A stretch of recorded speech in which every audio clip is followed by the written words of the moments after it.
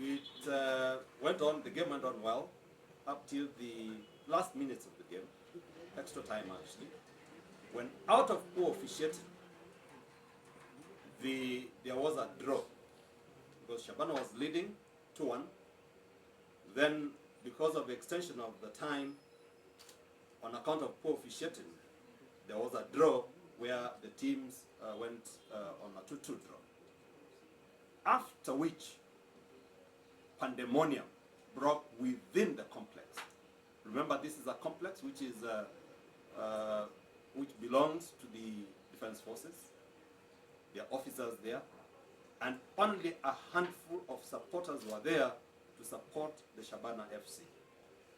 Now, arising out of the pandemonium that happened after the match, because the match went full time, the competitions committee of the FKF has proceeded to decree that Shabana FC will now play 5 games without any of the supporters being in attendance. The first of which is happening on Saturday. They are playing Posta Rangers in Kisii in an empty stadium. We are alarmed by this. Why? Number one, the committee did not have powers under the law to decree on that kind of issue because the game had played up till the last minute. There was no stoppage of the game because of either acts of hooliganism or anything in accordance to the act that governs football in this country. But over and above, even when they proceeded to say that 5 games are going to be conducted without any supporter or any of the fans being in attendance, the act under which, that is the Football Federation rules, does not give the committee powers to decree and order the way it did.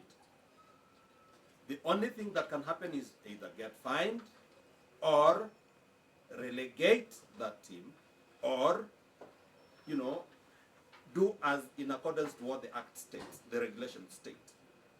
But in this instance, there was that pronouncement, which is the letter that has been made by the committee. Now, as a team of lawyers, we have proceeded to engage. We're going before the Sports Tribunal to challenge that decision because it was not available for the committee to come up with that kind of resolution. Over and above, what is the implication of all this? The implication of this play without any supporters or any fans within the stadium means that there is a revenue loss on the team, because every time you have a home, playing at home, the entry fee that normally gets, paid by the supporters goes towards enhancing the kitty of the team. So 5 games is one too many. Number 2, remember, this team has been in relegation for almost 2 decades. This is the time that people are pushing and they are really assimilating themselves to the team because this is one of the leisure activities.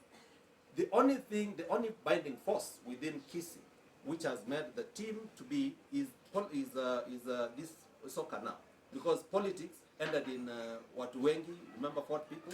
That is when the Ulinzi community was one item. Because of politics and the mutation of politics, that is now shoved off. What we have now is football.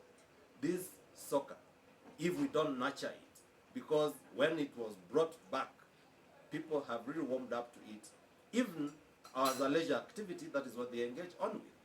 Now, I beseech on the leadership, the Ulinzi leadership, that is the Nyamira County leadership, the governor, the senator, women rep and MPs, and also the Kisii County, the governor, and all those MPs from Kisii County, please throw in a word that the FKF is not doing correct, because it is going to diminish the spirit of unity within the Ulinzi community, number 1. Number 2, it is going to diminish the income that is going to be generated from the denial of resources or income for 5 games. And this is not right. It is not provided for under the rules and the regulations that govern the football play in this country. So please, we have come as advocates to ventilate the issues of Shabana, because they are voiceless until they are heard, and heard clearly when we have a backup of the law defending them, to see to it that they play in the soccer pitches is okay, and we don't have to get someone making unilateral decisions as they have, so that we can enhance football in this country and a region, because that is the only thing from Gusiland, that is the only, apart from sports, the sports of Ellen Obiria and the like, who have made us to be on the platform. Here now we are talking. Remember, the deputy president of this country went to the mountain. He talks about the mountain. Now our mountain is the football. So we hold it dear to us, and that is why we are here to defend and to make sure that Shabana plays a game which is on a level playing field. Thank you.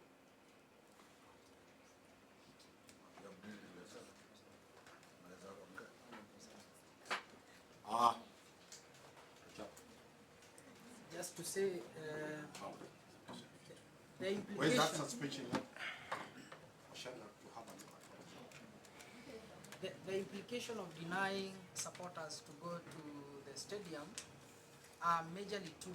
One, what will they do when they are not allowed to use their leisure in support of the team they ascribe to? This is an issue that can be linked to national security and insecurity, because the supporters, instead of using their leisure to watch game, to support the team of their choice, that time can be used to do other things which are not beneficial to the